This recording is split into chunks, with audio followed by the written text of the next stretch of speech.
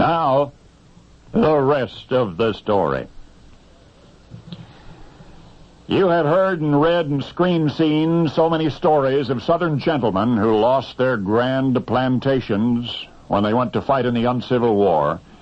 But please hear this one more.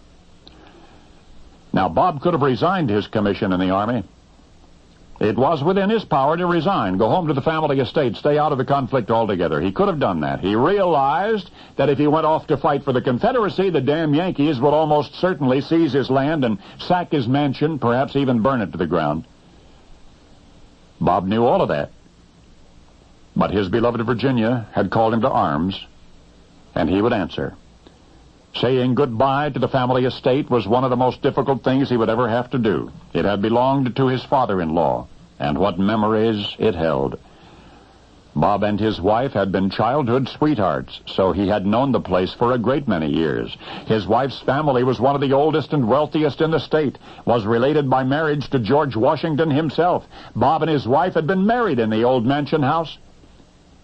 When Bob's father-in-law died, the estate became his. It was the only home his children had ever known.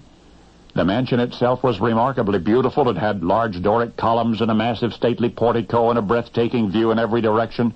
And there were springs and lovely gardens and 300 acres of groves and 600 acres of forest. And now, soon, thought Bob, it would all be in ashes. How right he was. When the Yankees got through with it, there wasn't much left. Everywhere a scene of desecration and obliteration. The shell of the mansion house stood bravely, as it always had, yet otherwise empty and pathetic. Its contents, priceless remnants of all of those happy years, had been removed and dispersed. The sprawling groves had been cut down for firewood, and as a final act of spite, the Union Army had transformed the magnificent sloping lawns into a graveyard for Union soldiers.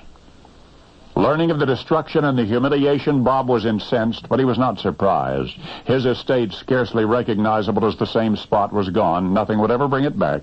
He and his family would have to start over again elsewhere and rebuild their lives.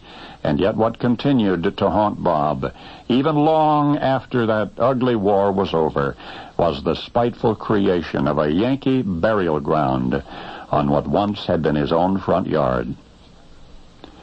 The Northerners called it poetic justice.